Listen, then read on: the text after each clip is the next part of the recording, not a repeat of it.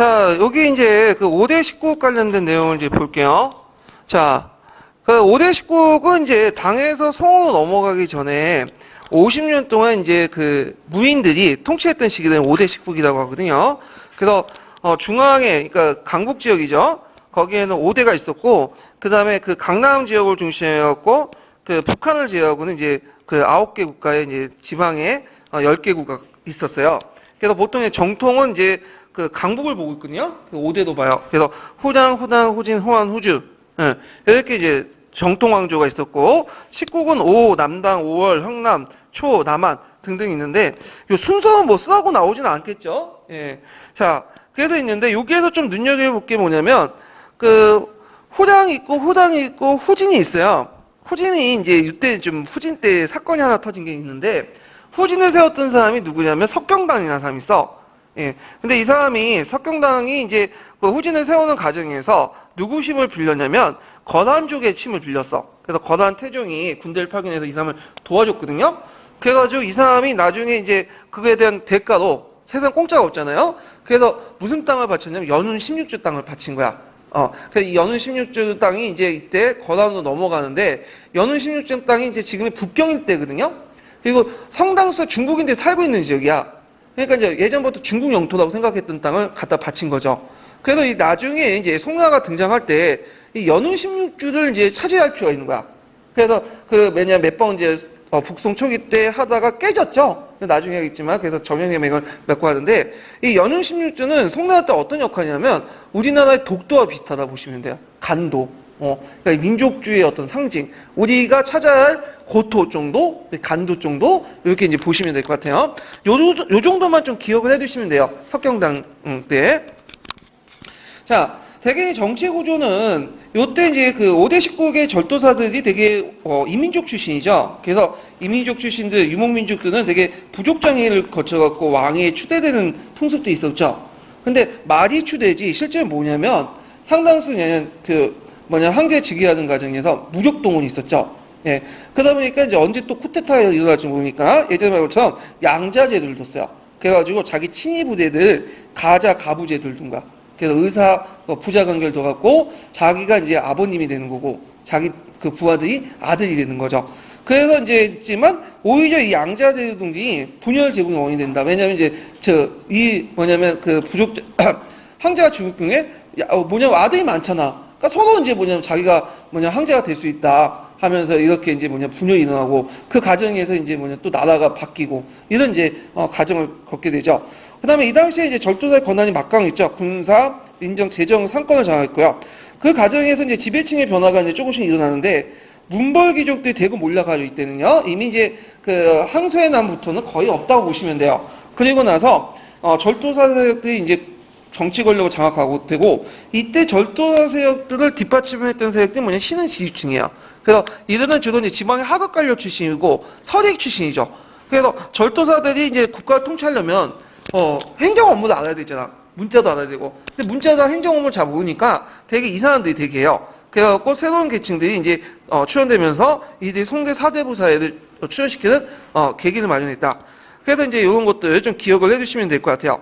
그래서 이제 절도사는 군사적으로 배우고 지방에 군입하여 반독립적 세력을 가지고 문벌귀족 세력을 제거하고요. 그 다음에 그 과정에서 이제 정치 사회적인 불안전에도 불구하고 농업, 수공업, 유통구조, 경제는 되게 발달했어요. 그래서 이때 이제 등장한 신흥 지지층들이 등장하게 되고 그리고 이들이 예전에 귀족들이 소유하고 있었던 이런 그 장원 체제가 이들이 이제 가지게 돼요. 새롭게 등장한 형사계층들이.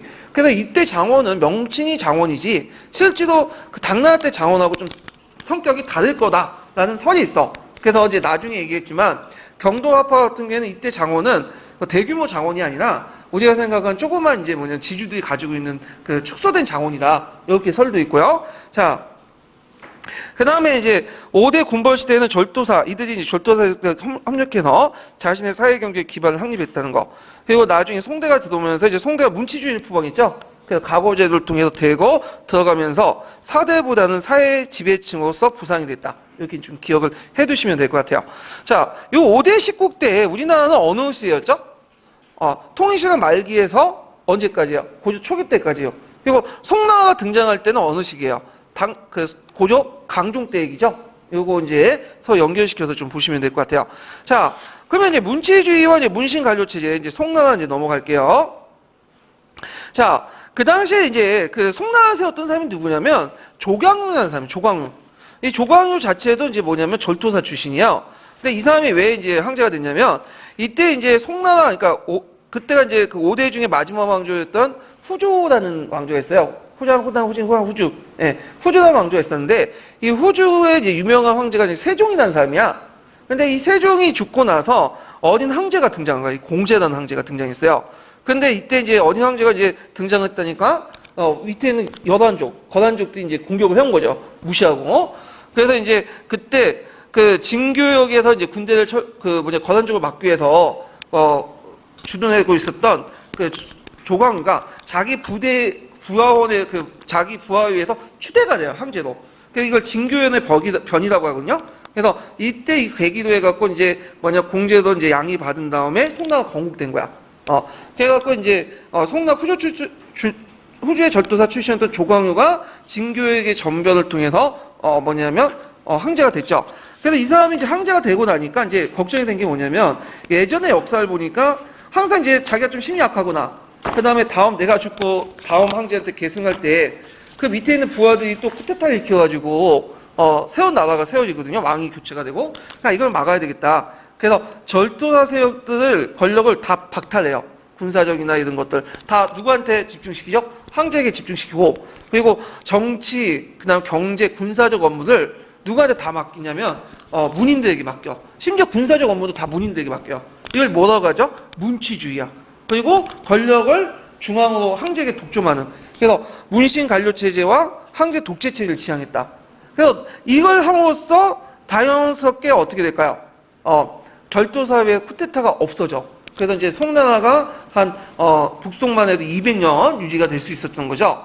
근데 이제 문치주의를 하면서 이제 문제가 된 게 뭐냐면 너무 이제 군사력을 억압하고 통제를 하다 보니까 이민족과 싸우면서 매일 패하는 거야. 그러니까 당나라 때는 주변 민족들을 이제 통제를 했는데 주변 민족 통제가 안 돼요. 그러다 보니까 이제 송나라 때 들어와서는 요라든지 뭐 금이라든지 원이라든지 이런 이제 정복 왕조들이 이제 들고 일어나면서 힘이 더 공격을 받게 되죠. 예. 자, 하여튼 그래서 이제 문신관료 체제 성립 이유는 절도사 세력을 누르고 농촌 사회를 안정시키고 중앙 집권자 황제 독재 체제를 구축하기 위해서 문인을 대신해서 문관이 국정을 담당했고 심지어는 군대도 누가 담당했다? 문관이 담당했어요. 예. 자, 그러면 문신관료체제 배경을 보면요. 사회적으로는 이제 앞에 있었던 문벌 귀족층이 사라지고 형사를 중심한 사대부 서민사회가 영립되고 열리고요. 그 다음에 군사적으로 볼 때 이제 그 앞에서 황제의 군사권이 다 집중됐다고 했죠. 그래서 이제 요걸 좀 설명을 하면 군사권에 대해서 좀 얘기를 해야 되는데 우리가 이제 그 군사권 할 때 뭐가 있냐면 지금도 그렇지만 군령과 군정권이 있어.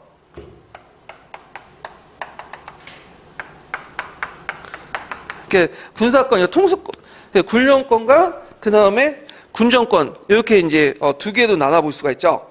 그래서 이제 있고 이 군령권에는 이제 뭐가 있냐면 이 군령은 이제 일단 군대를 지휘할 수 있는 권한들이에요. 예. 그래서 하나가 통솔권이 있고 그다음 작전권이 있어요. 작전권. 예. 그리고 군정은 이제 뭐냐면 군대를 유지하려면 뭐가 있어요? 행정도 필요하고 그다음에 이제 돈도 필요하고 그러잖아. 군수 물자도 돼야 되고 이런 것들 군대 전반 행정적인 일을 군정이라고 해요. 이해되시겠죠?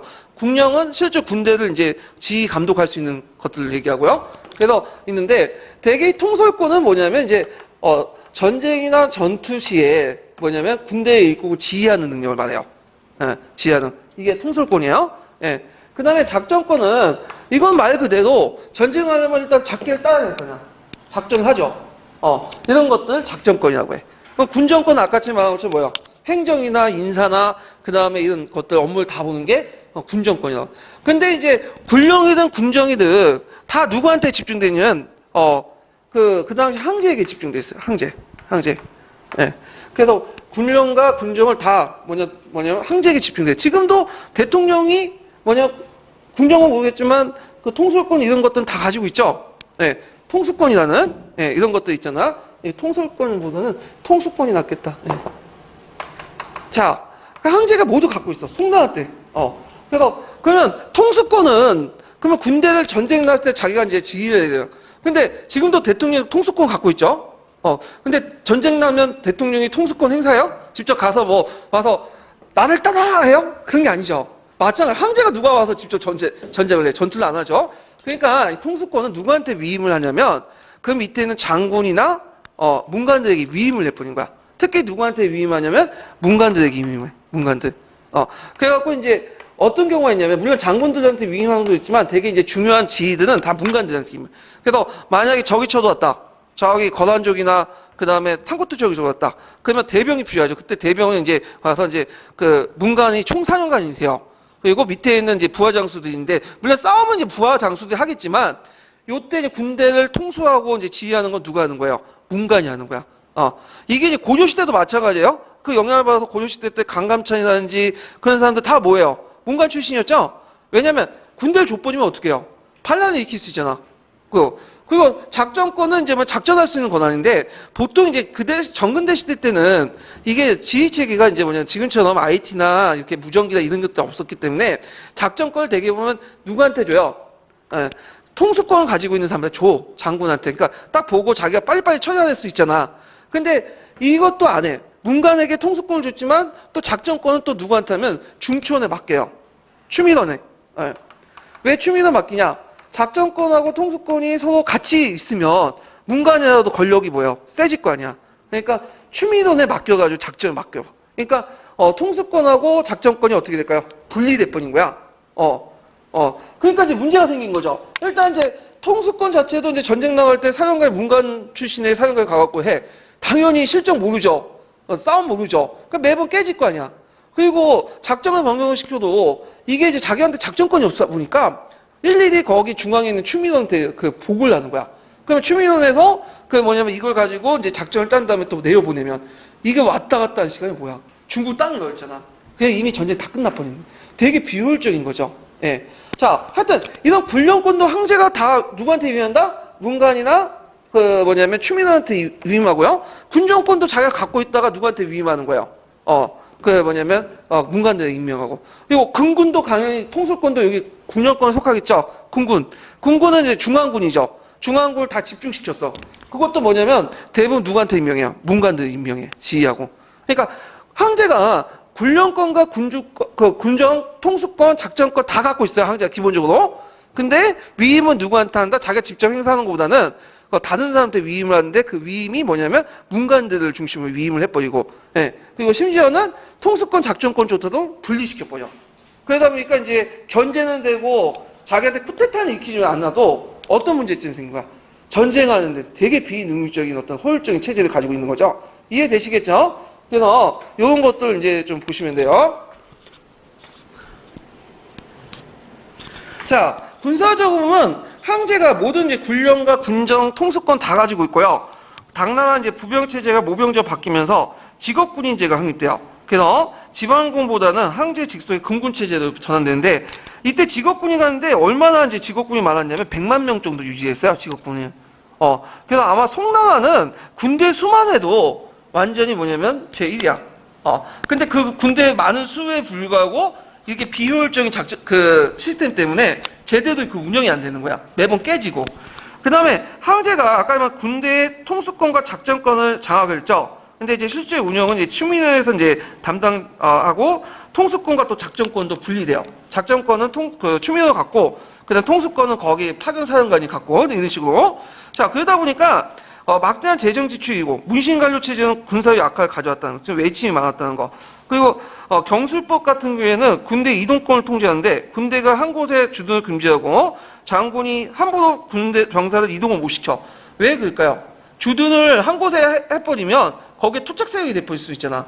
그리고 이동을 하면 장군이 흑심을 붙고 병사들 데리고 쿠데타를 일으킬 수 있죠. 이런 것들을 이제 황제가 다 통제를 하는 거죠. 자, 그래서 이런 방식으로 이제 했고요. 그 다음에 과거는 이제 나중에 했지만 예전에 한번 시험 문제 나왔죠. 이부 실페이지하고 뭘 줬다? 황제가 직접 보는 전시제도를 시행했다.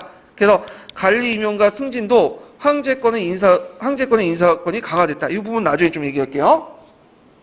그 다음에 황제권을 강화하려면 뭐가 또 필요해? 돈이 필요하죠. 예. 그래서 송나라는 외교나 정치, 관료기구에 막대한 또 재정이 운영된 재정국가야. 그러니까 송나라 자체가 강남을 중심으로 경제가 되게 발달됐잖아요. 세수도 많고. 이거는 황당한 재정을 가지고 있었어. 재정적인 어떤 규모를 가지고 있었고, 송나라는 무조건 뭐냐면 군인도 많고, 그다음 관료도 많고 하기 때문에 돈을 다 지급해야 돼. 그리고 봉급도 되게 높아요. 그리고 전쟁 맨날 패할 때마다 얘네 또 뭐야? 전쟁을 패하면 군사를 키워가지고 이걸 극복할 생각 안 하고 뭐냐면 돈을 주고 뭐냐면 평화를 사. 그러다 보니까 많은 또 돈이 지출돼 나가죠. 자, 그래서 그만큼 감당할 만큼 재정국가였는데 그렇게 할 수 있었던 거는 강남 지역의 개발과 산업의 발달.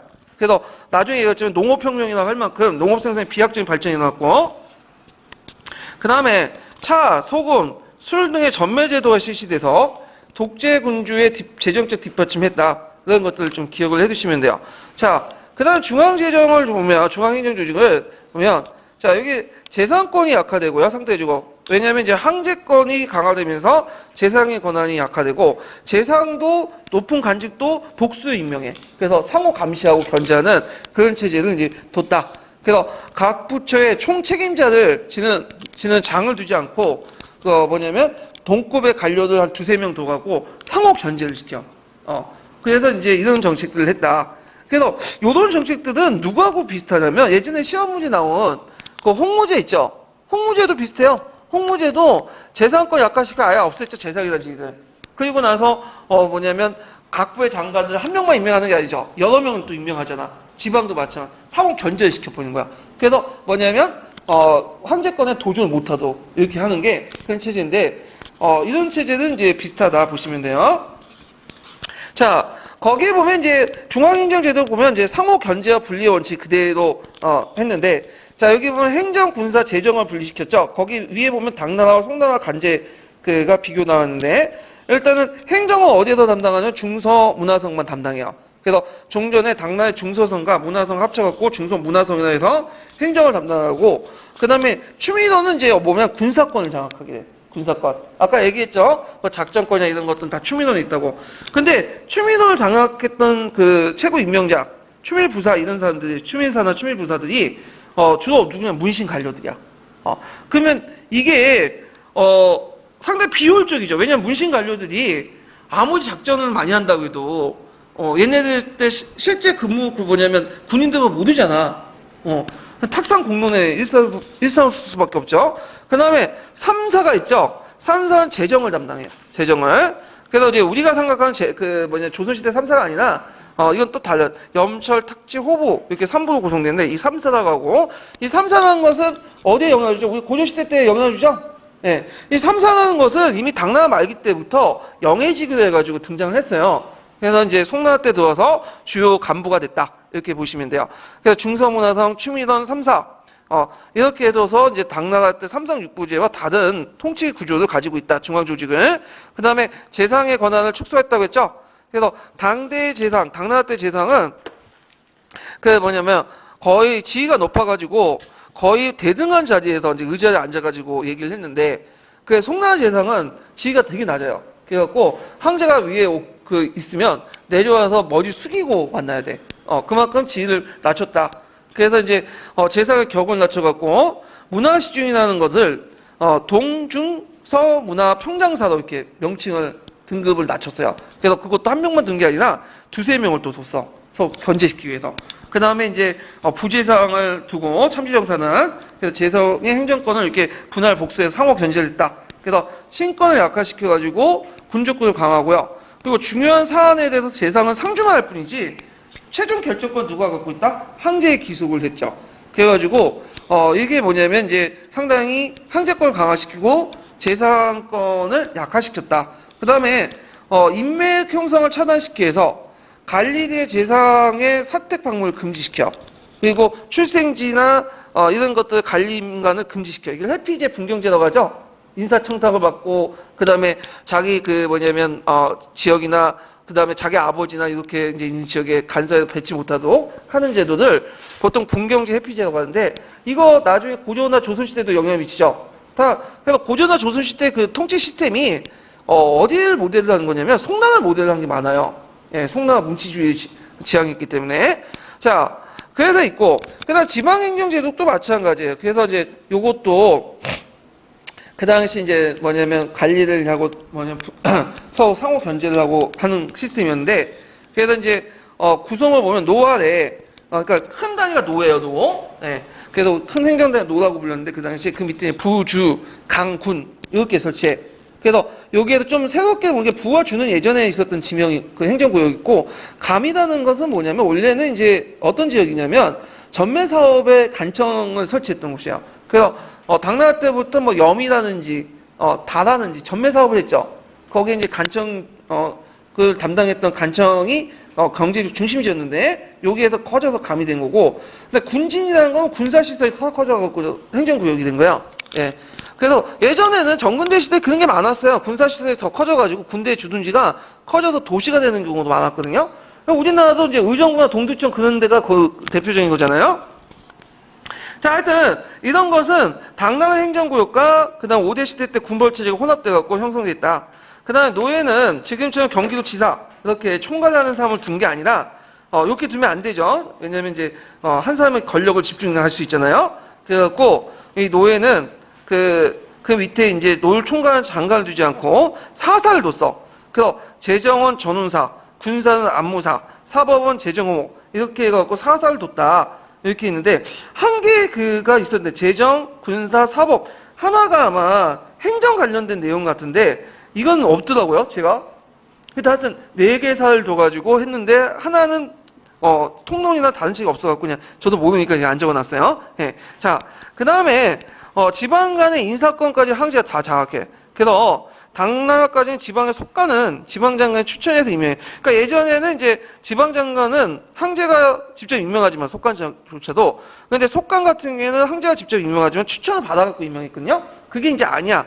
지방 간에 이제 뭐냐면 추천 같은 거 무시해버리고 직접 현해 관리까지 뭐냐면 중앙에서 다 파악해갖고 황제가 임명하는 거야. 예. 그래서 있고 그만큼 이제 지방의 인사권까지도 더 장악을 했다. 그러니까 통파는 있는데 통파는 지방장관을 감시하기 중앙에 파견하는 것들이죠. 그래서 이제 이들이 잘하고 있는가 안 하고 있는가를 파악을 했고, 그 다음에 이제 회피제는 아까쯤 얘기했죠. 출신 지역의 관리를 임명하고 금지시키는 그런 것도 있다. 좀 기억을 해두시면 될 것 같아요. 자, 그래서 이제 이렇게 해가지고 한번 전반적으로 이제 살펴봤어요. 자, 그러면 이제 관련된 기출문제는 저희 대외관계 관련된 부분하고 같이 나왔으니까 그때 한번 살펴보기로 하고요. 여기에서는 좀 총괄 관련된 문제로 해가지고 한번 보충을 더 해볼게요. 자, 306페이지 펴보세요. 306페이지 10번 문제.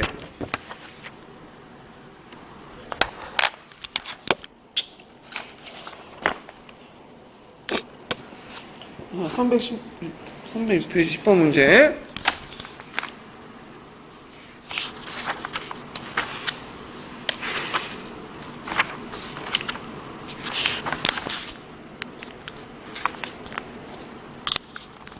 자, 다음 기획의 재정권 회수 내용을 서술해보고 이엔의 주군 대신에 군군을 강화시켰는데 군군을 황제가 어떻게 통제했는지 3가지 제시해보시오. 그리고 나사조에 알 수 있는 송대 관료주의 운영의 목적과 특징을 말해보시오. 이렇게 했거든요. 자, 보면 가는 송조에서는 5대의 번진이에요. 예. 못한데. 자, 변진의 폐해를 고의로 삼아 변제의 권한을 빼앗아 버렸다. 군사권도 거두들이고 재정권도 거두렸다. 자, 재정권 회수 내용을 제가 이제 얘기는 안 했는데 여기서 한번 살펴볼게요. 자, 유주라는 명목으로 지방 재정을 중앙에 상공하지 않았던 걸 바꿔서, 그러니까 유주라는 것은 주에서 이제 쓰는 자체 경비죠. 그래서 이걸 상공하지 않았는데 중앙에 올려보지는 않는데 모든 조세 수입을 일단 뭐죠? 중앙에 올려요. 일단. 그리고 나서 중앙에서 올리고 나서 교부를 해주는 거야. 지금도 마찬가지죠? 지금도 마찬가지로 중앙에서 세금 올린 다음 필요한 세금들은 어떻게 지방에 교부금을 내려주잖아. 그런 방식이야. 자, 그래서 중앙에서 지방의 재정권을 장악했다. 이렇게 이제 쓰시면 되고요.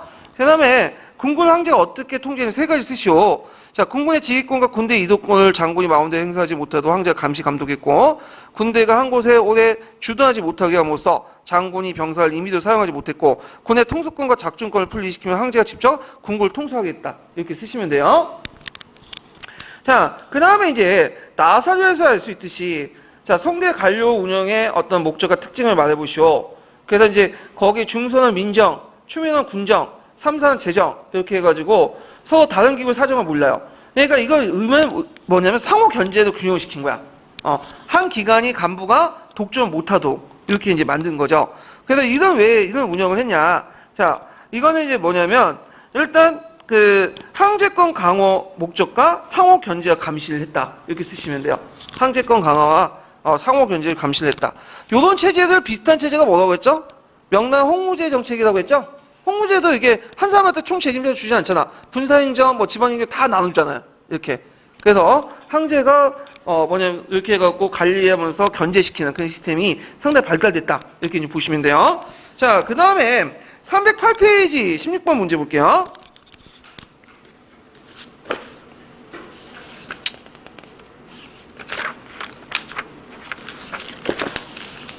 자, 다음은 송나라 제도와 관련된 사료이다. 다음 가의 기획에 담당했던 송나라 때 기간을 쓰고 이해의 구체적인 내용을 쓰시오. 그리고 나는 디귿의 통제하기 위한 방법 두 가지 말해보고 다의 니을의 정치적 목적 두 가지 쓰시오. 이렇게 했는데, 자, 여기는 송전은 올해 번제가 쭉 있는데 군사권을 번호드리고 쭉 있는데 군사권과 관련된 내용은 어디와 관련된 거죠? 요거 외워두셔야죠. 송나라 군사권과 관련된 것은 추민원. 추민원. 우리나라에 영향을 미쳤죠? 예, 이렇게요. 자, 그 다음에 이제 니은의 구체적인 내용을 서술하시오. 재정권 아까 지금 얘기했죠? 그래서 그 유진화 명목 지방 재정을 중앙에 상공하지 않은 것을 조세수의 중앙 올려오도록 하고, 그 다음에 지방의 장관을 통제하기 위해서 어떤 방식을 취했냐면 중앙의 문관인 통관을 파견해 지방을 감시하고 지방 장관의 속관을 중앙에서 황제가 직접 임명하고, 그 다음에 여기는 안 나왔지만 지방 간의 총책임자를 안 줬죠. 그래서 몇 개로 나눴어요? 4사로 나눴잖아요? 이런 것도 쓰시면 될 것 같아요. 자, 그 다음에 여기 보면 이제 디귿에 대한 통계 방법 이렇게 썼고, 잠깐만, 니을. 자, 다의 니은의 정치적 목적을 두 가지 쓰시오. 그러니까 이건 좀 뒤에 있지만, 이거는 뭐와 관련된 내용? 전시제도 실시와 관련된. 그래서 전시제도 실시와 관련돼갖고 예전에 한번 시험 문제 나왔죠? 그래서 이거 외워 두셔야 돼요. 예전에 기초에 나왔던 거니까.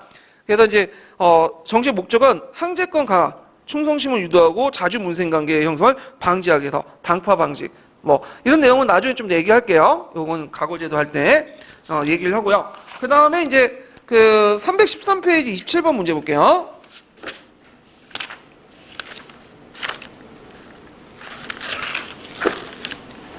자, 다음에 기획의 역할을 써보고 그 다음에 이제 그 니은과 관련된 정책을 내용을 서술해 보시오.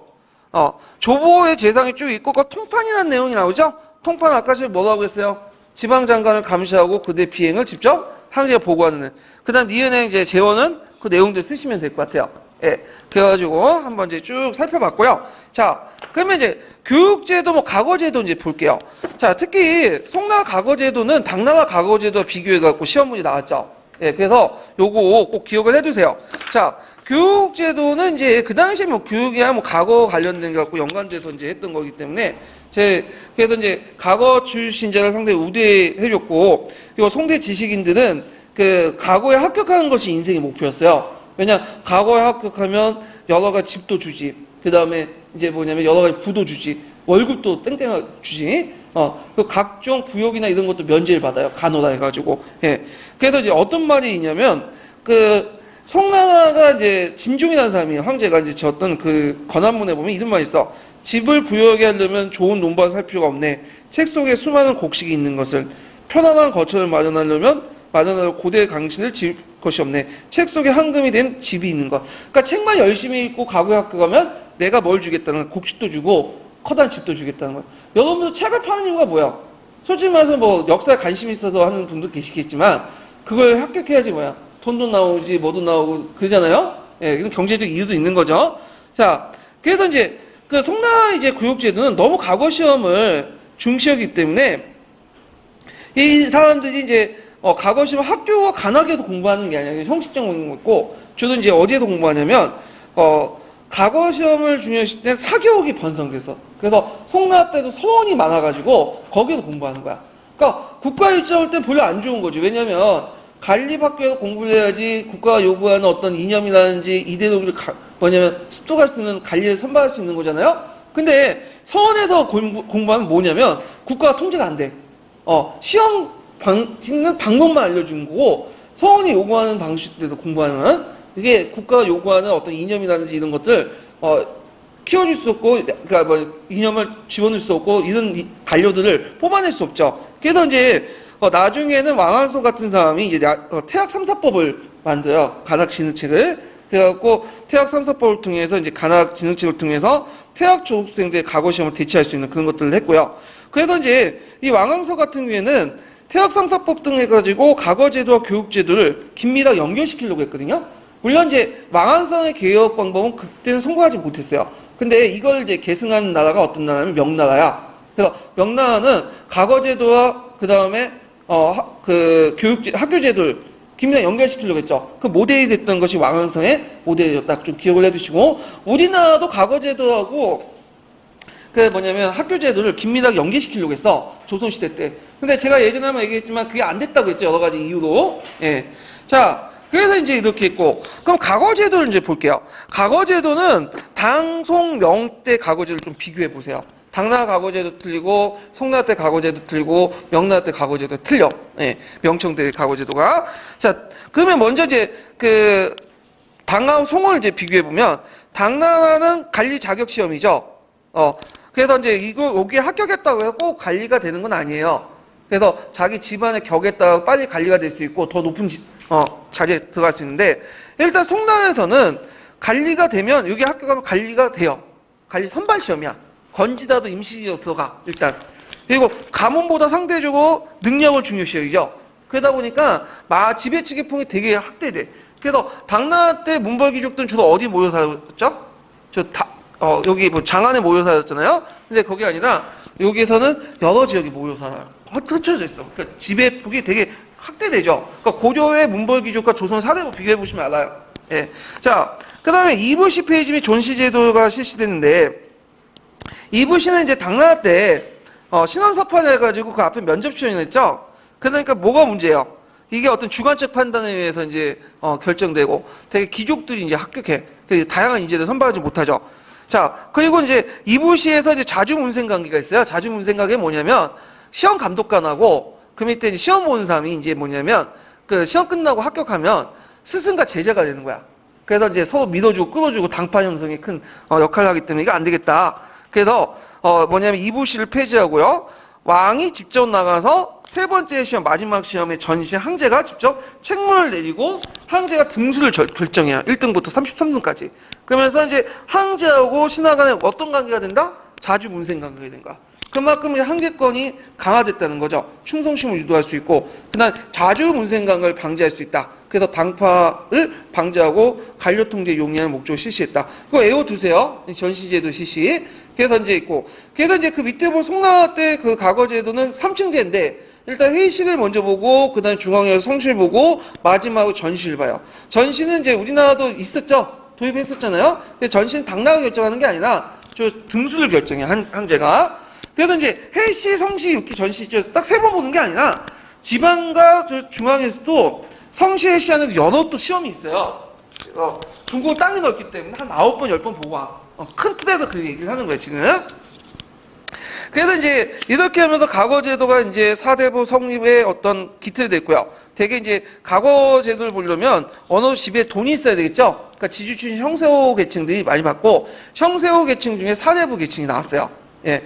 그리고 이들 그 과거 출신자는 어디에 많아요? 강남에 되게 많아요. 강북보다. 왜냐면 일단은 인구가 송나라 때 들어가면 강남이 훨씬 더 많아져. 그리고 강남이 생산량이 높기 때문에 부자들도 많겠죠. 지금도 고시 공부하려면 어느 돈이 있어야 되잖아. 버틸려면. 그러다 보니까 이제 거기에서 많은 인재들이 발생이 된다는 강남 쪽에. 예. 그 다음에 그 공정성. 이제 시험의 공정성을 이제 그 강화시키기 위해서 두세 가지 제도 장치를 줬는데 그 하나가 호명법이야. 호명법은 서명을 봉인하는 거야. 그래서 이제 뭐냐면 과거 시험은 이제 그 건말이라고 해서 시험지가 있어요. 되게 커요. 거기 앞부분이 있는데 앞부분에 뭘 쓰냐면 자기 이름하고 뭐 조상이 어떻고 쭉 쓰거든요. 그걸 이제 뭐냐면 시험할 때 하면 들어가면 이걸 떼든지 아니면 이거 둘둘 말아가지고 그 뭐냐면 바늘로 꼬매요. 못 보게. 이게 이제 성명을 봉인한 호명법이고 등록법은 뭐냐면 시험이 끝나잖아요. 시험이 끝나면 곧바로 제출하는 게 아니라 이제 필사가가 와가지고 벗겨 다.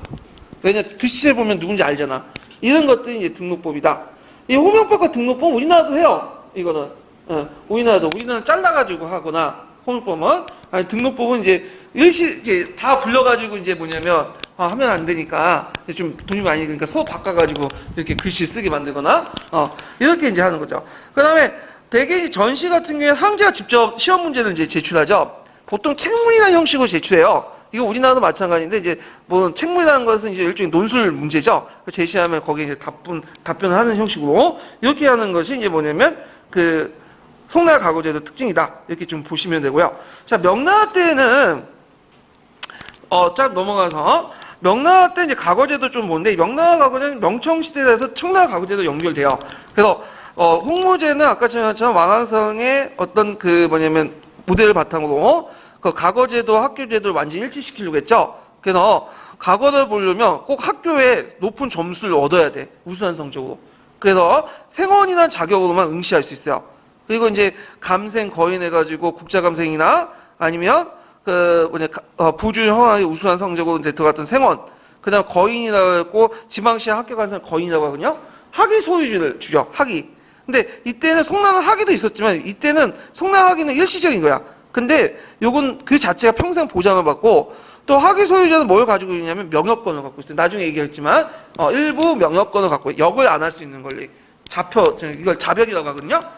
자벽을 안 할 수 있는 권리를 가지고 있다. 그래서 나중에 들어가면 이제 이거 자체가 명나라 중기 때가 들어가는 하나의 신분층이 되죠. 신사층이라는. 그 다음에 이제 상대적으로 시문을 강조한 송나라 과거 시험보다는 경학을 강조해요. 경학. 경학을 강조하는 게 왕왕성의 과거 시험을 볼 수 있는데 보통 송나라 전반적으로 시문을 강조하죠. 근데 왕왕성은 상대적으로 경학을 강조했어요. 경학. 경학 사서 오경 같은 거 있죠? 이런 것도 강조하고 또 송나라에 없었던 방법이 또 팔고문이야. 팔고문. 그러니까 유명하죠. 명청시대 때. 이 팔고문은 누가 만들었냐면 홍무제가 만들었어요. 이 사람은 이제 그 뭐냐면 예전에 나중에도 얘기했지만 참 약간 자기 컴플렉스가 심해가지고 뭐 강자라든지 적자라든지 그런 말씀 되게 싫어해. 다 죽이죠. 그러니까 이제 신하들이 하도 그 글자 때문에 죽으니까 그 홍무제한테 이제 과거 시험에 써야 할 말들과 형식을 좀 알려달라고 했어. 그래가지고 홍무제가 이제 정해놓은 게 팔고문이야. 근데 이제 문제는 뒤에 이제 지식인들이 과거 시험에 하려면 이 팔고문 형식대로 써야 되거든요. 그러니까 이제 이 팔고문 형식대로 쓰고 그거 이제 팔고문 쓰고 사서 오경을 달달 해갖고 그걸 인용하는 방식이야. 그러다 보니까 그 송나라 때 과거 제도는 나름대로 자기 생각이 들어가 있어요. 창의적인 사고 방식이. 근데 이건 전혀 없는 거야. 그냥 지금 인고처럼 뭐냐면 형식적인 내용에 맞춰가지고 우리가 이제 기본서하고 개론서 하는 거를 달달 외우는 것처럼 써가지고 쓰는 거야. 그러면 이런 식으로 이제 뭐냐면 하면 자연 사고 방식 할 수 있어요. 없죠. 네. 그래서 일단 팔고문 위주로 하니까 그렇게 돼요. 인고하고 비슷하다 보시면 돼. 인고도 팔고문 아니야. 현대판 팔고문, 고시나. 예. 자, 그래서 이제 그 당시에 이제 그 지식인들은 하도 그렇게 통제를 하니까 이제 뭐냐면 젊었을 때 나 학문의 뜻을 두겠다 하는 사람들은 되게 과거 시험을 포기해. 그리고 나서 주로 이제 학문만 제야에 들어가서 고중학이니 뭐 양명학이니 이런 식으로 파요. 예. 그래갖고 송나라 때 그 관리들은 학자이면서 지식이면서 그 다음에 관리였는데 삼일체적 성격을 갖고 있군요. 명나라 때는 꼭 그런 게 아니라 명청시대 때는 관리는 관리고 학자는 학자야. 예. 이게 좀 분리돼 있어요. 예. 그래서 이제 이런 것들이 이제 있고, 그 명청시대 때 관료제도가 썩어 빠진 게, 팔고문 익혀가지고 과거에 학교 가면 되게 연령대가 50대 정도 넘어가요. 50대 평균 나이대가. 그럼 이 사람들이 50대 들어와서 일을 하겠어, 안 하겠어? 야, 안 하죠. 그러니까 밑에 있는 사람들 다 일 시키고, 그리고 자기는 팀 같은 데 노는 거야. 왜냐면 자기가 이제 잃어버린 세월을 보상을 받아야 될 거 아니야. 그러니까 이제 되게 비능률적으로 움직이고 그런 문제점이 일어났다. 자, 그래서 이제 그 명나라 때 각오제도는 송나라 때 또 각오제도와 틀리다. 이건 나중에 좀 더 얘기를 할게요. 이 부분은. 그래서 그 밑에 보면 이제 한나라 때부터 해서 송영천 시대 때의 그 관리 임용 제도가 있죠. 그래서 이 내용들 파악을 해두시고요. 그래서 이제 한나라 때는 한권 이선제, 그다음 위나라 때는 국분 중정제, 그다음에 수나라 때는 선거제라고 하죠. 이걸 그래서 있고, 당나라 때는 각오제라고 하지 않고 항공제도예요. 그 나중에 각오다 부르고, 각오란 명칭은 언제 되냐면 송 때 생긴 거야. 송명청. 근데 보통 이제 그 항공제까지 그냥 각오로 퉁치면서 이제 얘기를 하죠. 예. 자, 그 내용들 보시면 될 것 같아요. 그러면 각오제도의 문제점이 한번 예전에 나왔는데 한번 그냥 들으세요. 일단 각오에 급제하기 위해서 소요된 경제적 부담이 크기 때문에 서민들 각오 자체를 불가능했고, 학교 교육이 각오에 예속되죠. 그 다음에 각오 시험 외에는 학문의 발전이 없어. 지금도 똑같은 거잖아. 그 다음에, 지망생 중에 합격자는 극히 일부죠. 나머지는 어떻게? 거의 떨어져. 그러니까, 중국 인구가 많기 때문에 고작 합격하는 비율이 0.1%야. 그다음 나머지는 이제, 실패 낙오자가 되죠. 그러니까 사회에 불만이 많겠죠. 그러니까 나중에 이제 항세의 난이나 뭐 우금성, 그때 누구야? 우금성에서 이제, 갑자기 생각나는데, 명나라 말기 때, 이자성의 난이 있어요. 거기 밑에 참모 중에 오금성이라는 사람이 있거든요. 이 사람도 각오하고 떨어진 사람이고, 홍수전도 각오에 떨어진 사람이죠. 그러니까 불만이 많겠지, 그런 게. 그리고 이제 시험의 답안이 내용이 표준화돼서 지식인들의 사상을 구속하고요. 명대 8부문의 대표적이고, 그러다 보니까 이제 또 각오에 합격하면 또 우대받고 하다 보니까 이 사람들에게 또 돈을 많이 줘야 돼. 특히 송나라 관리대 월급 되게 많았거든요. 네, 그 재정적 낭비도 이제 많고 등등 이런 것들이 이제 뭐냐면 문제점이 있다 이렇게 좀 기억을 해두시면 될 것 같아요. 자, 그래서 이제 송영청 시대 때 과거제도를 이제 좀 봤고 그러면 관련된 내용들이 좀 약간 많아요. 예, 그 기출 문제 좀 풀어볼게요. 자, 298페이지 펴보세요. 298페이지.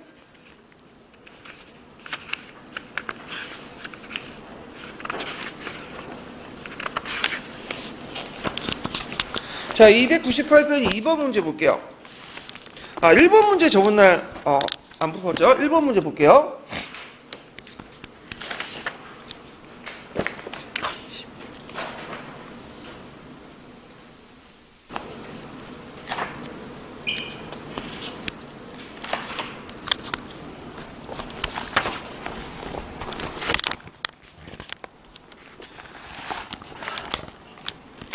자, 다음은 정근대 시대 때 중국의 관리선발 제도에 관한 내용이다.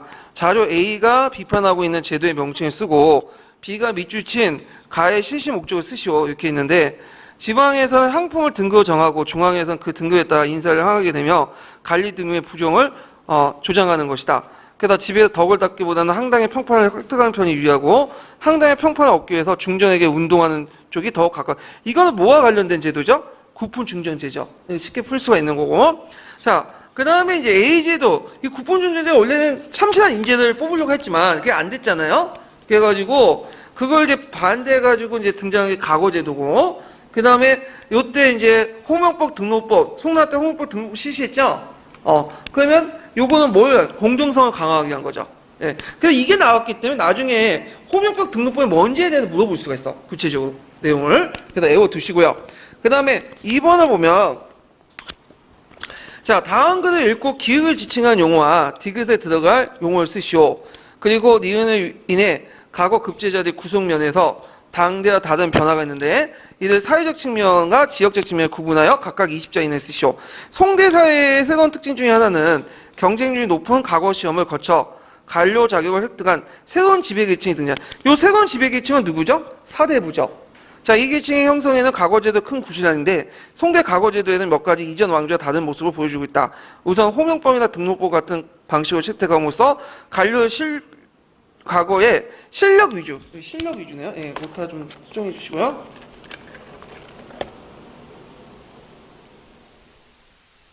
자, 실력 위주로 공정하게 선발한 점 있는데, 자, 그 다음에 다음은 과거의 최종 선발 시험 과정에서 디귿의 시험함을 실시함으로써 한국 독점이 강화하는 계기가 되었다. 자, 여기에서 이제 디귿은 뭐 전시회가 나올 수 있겠죠? 금방. 그 다음에 이제 여기에 사회적 변화. 자, 이때 사회적 변화 지역, 그 변화와 지역적인데, 일단 송대 사대부 사회가 성립됐죠. 문벌 귀족이 아니라. 그 다음에 지역적 변화에서 강남 출신의 비중이 확대돼요. 강북보다. 예, 그런 것도 쓰시면 돼요. 자, 그 다음 3번 문제 볼게요. 3번 문제. 자, 3번 문제 보면 과거 제도에 대한 설명은 옳지 않은 것은 이렇게 했는데, 자, 한국, 중국, 일본의 삼국에서 공통적으로 실시한 관리 임용 제도다. 이거 틀렸죠? 한국과 중국, 베트남은 맞는데 일본은 아니에요. 일본은 국가 차원에서 과거 제도는 없었어요. 없었고, 다만 이제 일본은 이제 어떤 식으로 하냐면 세습을 주도했죠. 자기 아버지 지위를 그대로 받아갖고 세습을 했고, 에도 막고 때 이제 성리학이 간학화되면서 학교도 성립은 했어. 근데 막고 차원에서 과거 시험을 본 게 아니에요. 그래갖고 되게 이제 일부 변에서 학업 관리를 중요한데 간단한 필기 시험 정도 봤어. 그래서 이제 주로 그 일본에서는 유학자를 채용할 때 과거 시험을 이용하지 않고 면접을 보거나 명성을 보거나 해갖고 채용을 했어요. 들어보고 한번 채용한 거야. 그러다 보니까 이제 이것이 일본의 유학이 좀 우리나라 중국하고 좀 다른 게 있는데 우리나라하고 일본의 유학은 중국과 우리나라 유학은 완전하게 뭐냐면 간학화됐죠. 그래서 성리학의 해석이나 이런 것들이 유명한 사람으로 이렇게 딱 해석판이 있어갖고 그걸 달달 외워야지만 학교 갈 수 있잖아. 그러니까 예를 들어 우리나라는 이와 이항의 해석이 절대적이거든요. 그러니까 그걸 달달 외워야 돼. 그러다 보니까 거기 뭐 들어가는 뭐 유학자들 대부분 이파나 이항파야. 그러니까 그게 유학 내에서 다양한 사상이 없어 별로. 근데 일본은 그게 아니에요. 일본은 그 각 파들이 있어요. 뭐 거기 되게 많아. 나중에 일본에 알지만 고학파도 있고, 뭐 양명학도 있고, 주자학도 있고, 주자학 안에 여러 파들로 나눠 있고. 그래서 각각 그 파들이 그 도제식으로 가르쳐줘요. 그러면 이제 와가지고 각 번이나 다이모나 막부에 가서 자기가 이런 사상을 갖고 있는 걸 설명을 해주는 거야. 그거 듣고 보고 나서 이제 상품을 고르는 것처럼, 핸드폰 고르는 것처럼, 얘 괜찮네 쓰고, 얘 괜찮네 쓰고, 이렇게 괜찮게 쓰는 거야. 그러다 보니까 일본 같으면 유학의 발레가 되게 복잡해요. 그만큼 유학의 어떤 그 사상의 폭이 뭘까? 다양하죠. 나중에 보시면 우리처럼 이와 이양 딱 나누는 게 아니에요. 여러 파들로 구성되어 있어. 유학들이. 그래서 이제 과거 시험의 부작용이라 할까요? 이런 것도 있어요. 다양한 사상을 키워내지 못해. 이런 것들. 근데 일본은 그런 측면이 있다. 자, 그 다음에 이제 순화부터 시작해서 청만에 이르기까지 1300년 동안 지속됐다. 맞죠? 그 다음 송대에 이르러 완비돼서 황제권 강화에 기여했다. 네, 맞죠? 그래서 전시제도 같은 것들이 이제 이런 대표적인 경우고요. 그 다음에 오진나라에는 고조 초에 도입되어 조선 말기까지 시행했다. 맞죠? 강종 때 도입돼서 언제까지 시행된 거예요? 가보개혁까지 시행되죠. 그리고 이 과거 시험 자체가 후대에 큰 영향을 준다고 했죠. 예전에 시험을 봐가지고 인재를 선발하는 방식 자체가 상당히 특이한 거야. 이게 상당히. 그래갖고 후대에 뭐냐면 그 서양의 그 관리 선발 시험도 영향을 주고요. 지금 행정시험이라든지 뭐냐면 입법고시라든지 뭐 임용시험도 내용만 바꿔질 뿐이, 형태만 바꿔질 뿐이지, 실제 과거제도 뭐냐면 정통이 그대로, 두고 있는 거죠. 자, 이런 것들 이제 보시면 돼요. 자, 4번을 보면 중국은 관리 선발 방식은 대체 두 가지로 구분된다. 하나는 위진남북 시대에 실시된 추천에 의한 선발. 그러니까 구품관리법이고, 다른 하나는 수당시대 때 실시한 선발, 과거제도죠. 그러나 시험에 의한 선발 방식 당대의 송대가 다르다. 자, 위진남북조 당대 송대 실시한 관리선발의 특징과 그 영향에 대해서 500자 이내 쓰시오. 이거 다 지금처럼 이렇게 문제가 안 나오죠? 근데 하여튼 이거 그냥 받으면서 흐름만 파악하는데 좀 이용하세요. 그래서 이제 예전에 한금박지판 해가지고 이거 적어놨거든요. 참조해 주시고, 그 다음에 다음 문제 볼게요. 300페이지. 자, 거기에 보면 다음 가와 나는 중국의 관리선발 제도와 관련된 자료이다. 거기 가와 나의 제도에 각각 해당 왕조시기의 지배층의 주요 간직 독점 형상과 어떤 관계가 있는지 서술하고, 나의 제도가 시대별로 어떻게 변천했는지 쓰시오. 자, 일단은 가는 이제 딱 보시면 구품중정법이고, 나는 이제 뭐와 관련된 거냐면, 여기 이제 과거제도와 관련된 건데, 자, 여기 딱 보면 뭐 책문 수제가 있고, 뭐 진사 명경가 있고, 뭐 과거제 종류가 나와 있고 쭉 있죠. 요게 시대를 일단 봐야 돼요. 이게 좀 어려우면 뭘 봐야 돼? 그 밑에 그 출처를 봐야 돼. 통전이죠. 두것은. 통조는 언제 때다? 당나라 때. 당나라 때지. 당나라와 관련된 제도다. 그래서 이제 가나와 중국의 관리 선발제조 독점 형상들은 제가 이제 예전에 얘기했어요. 국분 중정제 할 때 이제 그 중정관 자체가 호족 출신이기 때문에 주로 호족들을 등용해서 문벌 귀족화시키고, 그 다음에 또 이제 당나라 때는 이부시라는 게 있죠? 신화서판. 결국에 문벌 귀족들이 자기 이제 출신들 뽑는데 그걸 이용하죠. 자, 그 다음에 나의 중국의 과거제도 변천 같은 경우에는 앞에 말한 것처럼 제가 이제 당나라 때 과거, 수나라 때, 당나라 때, 당나라 과거와 그다음 송나라 때 과거제도, 그다음 뭘 쓰시죠? 명청시대 때 과거제도. 이렇게 크게 세 식을 나눠갖고 쓰시면 될 것 같아요. 이 부분은. 자, 그 다음에 6번 문제 볼게요. 6번 문제. 자, 밑줄친 시험을 실시한 정치적 목적을 쓰시오. 그래서 이제 요거는 태조 때 실시한 무슨 제도와 관련됐냐면 전시제도 실시 경위와 관련된 거야. 그래서 전시제도 실시 경위 두 가지가 있죠. 하나가 항제권 강화, 충성심을 유도하기 항제권 강화하고, 그 다음에 당팔 방자와 관료 통제를 용이하게 해서 자주 문생 관계를 방지한다. 이렇게 두 가지 쓰시면 돼요. 예, 그래서 그 내용들 파악을 해두시면 되고요. 자, 그 다음에 총괄평가 문제를 볼게요. 총괄평가. 자, 312페이지, 312페이지 몇 번 문제 보시냐면 24번 문제 볼게요. 24번.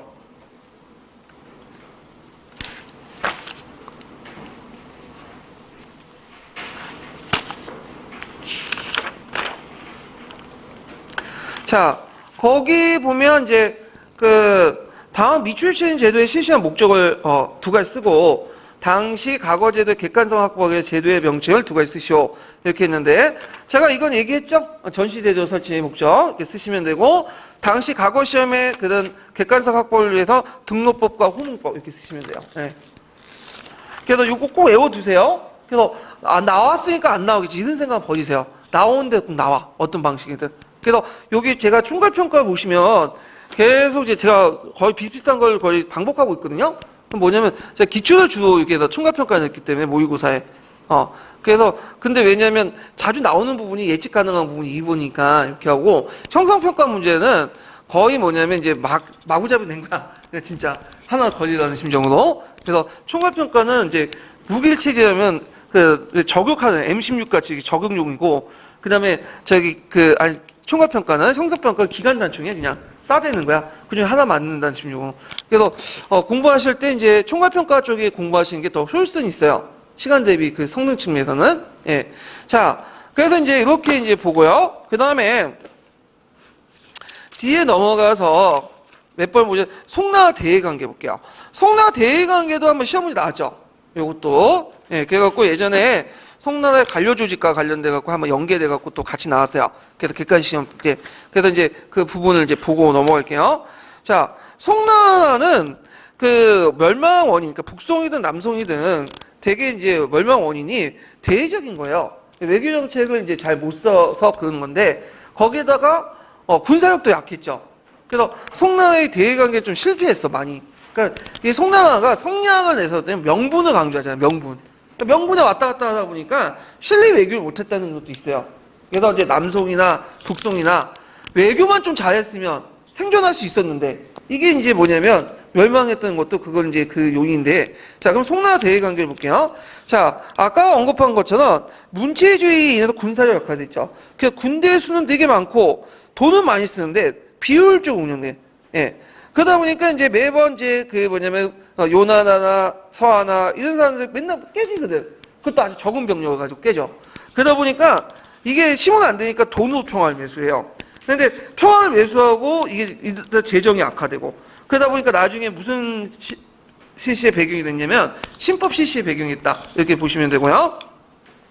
자, 송나라가 이제 건국하고 나서 제일 이제 먼저 국정과제가 뭐냐면 고토회복이에요. 예전에 후진 때 석경당이 갖다 바쳤던, 거란의 태종한테 갖다 바쳤던 연운 16주를 뭐냐면 찾아야겠다. 그래서 그 당시 연운 16주는 이제 민족주의 항수를 자극시키는 요인이 되거든요. 우리식으로 따지면 간도 정도 돼, 간도. 지금 중국한테 뺏겼잖아. 그래서 이제 적극적인 공세를 취하게 돼요. 그 과정에서 요나라 군대에서 송나라가 깨지게 돼. 자, 그래서 이제 몇 번 안 되니까 결국에는 이제 뭐냐면 전연의 맹약을 맺게 되죠. 이게 이제 공군의 기출문제 나오는데, 계기가 됐던 사건이 뭐냐면 요나라가 송에 공격을 해. 왜냐면 이제 예전에 송나라가 그 앞에 연운 16주를 이제 찾겠다고 뭐 징종이나 태종 때 막 공격을 했다가 요나한테 뭐냐 깨지거든요. 그러니까 이제 요나라가 이제 이에 보복 측면에서 이제 성종이 20만 대군을 공격해요. 그러니까 이제 송나라 안에서 큰일 난 거야. 이거 20만 대군 어떻게 막냐, 항복하자, 뭐 어쩌고 하다가 결국에는 전연의 맹을 맺게 돼요. 그거 외워 두셔야겠죠. 그래서 형제의 맹을 맞고, 요때 형제의 맹을 할 때 누가 형이고 누가 동생일까요? 송나라가 형이고 요나라가 동생이야. 형제의 맹을 맞고 국경선을 전쟁 전 상태로 결정한다. 국경 전쟁 전 상태로 결정한다는 건 연운 16주가 누구 땅으로 넘어간다는 거야. 그냥 건한 땅으로 인정해준다는 거야. 건한 땅으로.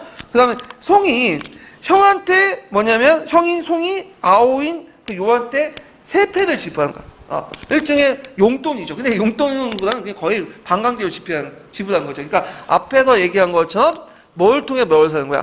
돈을 주고 평안을 사는 그런 거였는데, 그래서 이제 송은 자기가 형이라고 했으니까 명분을 얻는 거고, 요는 실리를 취하면서 경제교류를 한 거다.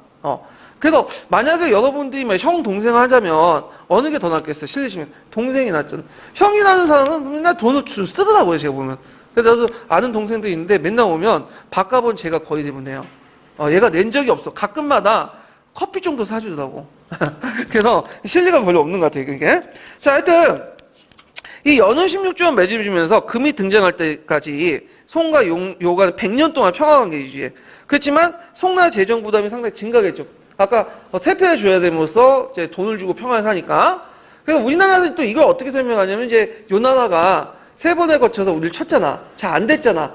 그러니까 이제 송나라를 이제 칠 수 없으니까 고려가 항상 견제하였으니까 요와 그 다음에 고려하고 그 다음에 송이 삼각간의 세력 균형 때문에 100년 유지했다. 이렇게 얘기를 하는데 이런 식으로 쓰면 안 될 것 같아. 왜냐면 동양사에 그런 내용이 없어요. 그거는 제 생각에 우리 학교에서만 그런 얘기를 하는 것 같아. 그래서 뭐 3.1운동이 뭐 나중에 5.4운동이나 뭐 인도의 비폭력 운동을 이렇게 영향을 미쳤다고 주장하잖아요. 우리 학교에서. 근데 실제로 그쪽에 인도나 중국에서는 그런 걸 인정하지 않죠. 우리끼리 얘기하는 거죠. 그래서 이런 거는 이제 동양사 문제에서 안 쓰면 안 쓰는 게 좋을 것 같아요. 자, 하여튼 100년 동안 유지가 됐다. 이렇게 좀 기억을 해주시면 되고요. 자, 그 다음에 또 하나의 이제 문제가 또 서하야. 이 서하는 이제 위치상 이제 저기 감숙 정도 있었던 그 감수성이나 이런 데 있었던 나라인데, 이 서하를 세웠던 나라가 이제 어떤 나라면 티베트 계열의 탕고트족이에요. 그래서 이제 원래 티베트 탕고트족은 예전에 당나라 때부터 중국에 예속돼 가지고 중국을 뭐냐면 황제국가 받들어 오셨는데, 문제는 이제 그때 그 이호노라는 사람은 좀 달랐어요. 그 자기 아버지였던 이계봉과 달리 이 사람은 친송 정책을 포기하고 뭐냐면 송나라를 반대하는 정책을 했죠. 그래서 송나라 간제를 모방을 하고 서하 문자를 만들고, 문자 같은 경우에는 이제 독자적 문자는 이제 그 나중에 얘기했지만 유목국가, 정복국가에서 주로 만들었던 거죠. 자기 독자성을 유지하기 위해서. 그래서 이제 한자를 모방해서 한 6천여 자의 서하 문자를 창제했다고 해요. 예. 그래서 이제 되게 복잡해. 독특한 문제인데, 그래가지고 이제 그 글자가 있긴 있는데 이게 별로 해석이 안 돼요, 지금. 서하 문자가 잘. 예. 그 다음에 과거 유교 경전, 불교 경전을 번역해서 송나라의 정치체제, 중국의 정치체제 받아들이면서 또 송나라 대항하죠. 그래서 칭제 건원을 했다. 그래서 이 칭제 건원하면서 소와 성하의 대립을 촉발하고, 왜냐면 칭제 건원했다는 거는 항제칭하고 연호 사용했다는 거는 예전에 서하가 송나라 예속국이었죠. 그러니까 서하가 송나라 독립하겠다는 거예요. 예. 그러니까 이제 안 되겠다 해갖고 이제 송나라 군대를 한 100만 명 동원을 해요. 그래갖고 이제 서하를 공격하는데, 문제는 서하가 2만 명밖에 안 되는 군대에 100만 명 깨지게 되는 거야. 이제 그만큼 송나라가 약체였다는 거죠. 근데 송나라 군대를 계속 싸워도 이게 서하 나라가 이게 인구도 좋고 그 뭐냐면 조그만 나라기 때문에 장기적으로 끌면 어떻게 해요? 소모전하면. 그러니까 이제 안 되겠다 해갖고, 그 다음에 서하도 이제 송나라 경제교육 필요성도 있고 또 송도 군사의 취약 때문에 뭐냐면 하의를 맺어. 그래서 일단 칭제 건원을 포기하고, 그래서 송에 친신하고 송은 이원호를 서하 국왕원이 인정하고 서하에게 세패를 지급해요. 신하에게. 이것도 말이 이제 뭐냐면 그 칭신이고 뭐 이렇게 하지. 명분은 이제 일단은 뭐야? 송나가 가졌죠. 근데 실리는 누가 갖는 거야? 서가 갖는 거죠. 그래가지고 이제 세패를 지급해서 이것도 돈을 주고 평화를 사는 꼴이 되죠. 예, 이런 것들. 그래서 이제 이렇게 이제 보시면 되고, 여기 서하라고 하는데 엄밀히 말하면 서하인들은 자기 서하라고 얘기하지 않았어요. 뭐라고 했죠? 대하라고 했어. 대하. 그런데 이제 중국 애들이 대하라고 하면 지 자존심 상할 거 아니야. 그러니까 이제 하는 한데 서쪽에 하라 해갖고 그냥 서하라고 비칭하고 하는 건데, 우리나라도 그냥 뭐냐면 서하라고 서하 그죠? 예, 그런 게 많아요. 그래서 중국 애들 쓰는 그 호칭들 그대로 쓰는 경우도 되게 많거든요. 예.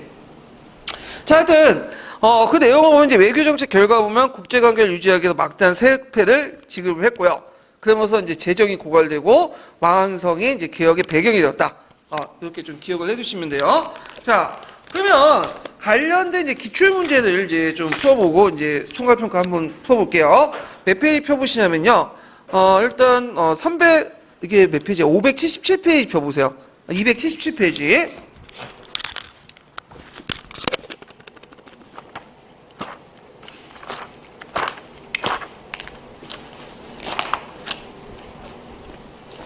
자, 277페이지 6번 문제 볼게요. 자, 기읍과 미음에 대한 설명은 옳지 않은 것은 이렇게 했는데 그 내용을 보면 자, 송태조는 절도사의 번권, 재정권, 민정권을 해소하고 군대 지휘관과 지방장을 모두 문관 임명하여 황제 권력을 강화시켰다. 그래서 이제 그 내용을 보면 이를 위해 지방분권제 행중소성을 폐지하고 황제 직속의 포정성사를 설치했다. 요건 누구와 관련된 내용이죠?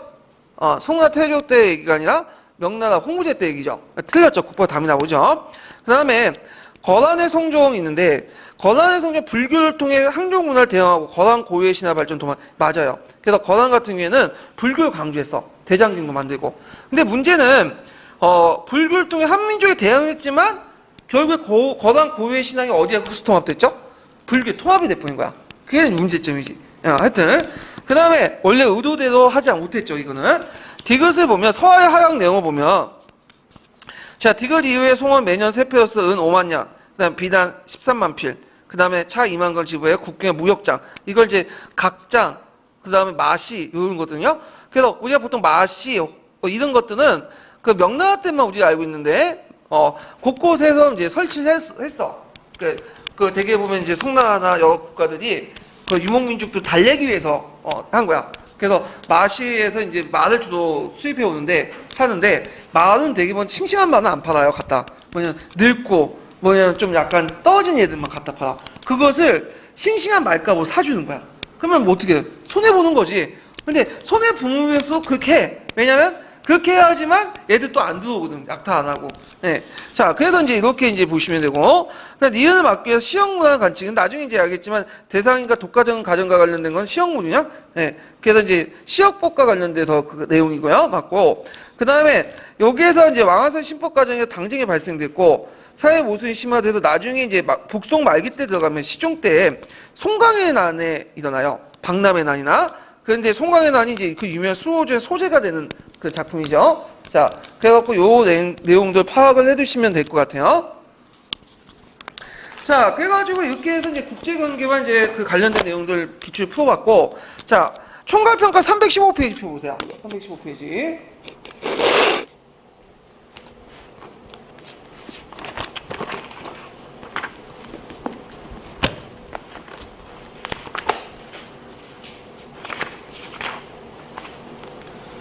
자, 총괄평가 315페이지 33번 문제 볼게요. 33번.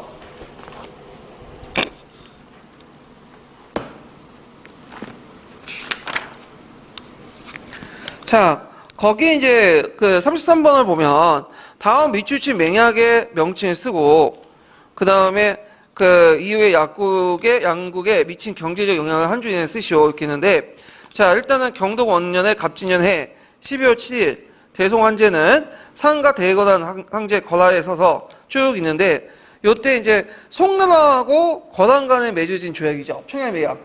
요걸 이제 무슨 매약이죠? 전연의 맹이죠. 전연의 맹이야.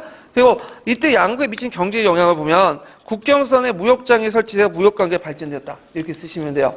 예. 그래서 요거 이제 한번 뽑았고요. 그 다음에 넘어와서 이제 그 왕안서의 개혁 정치 부분을 볼게요.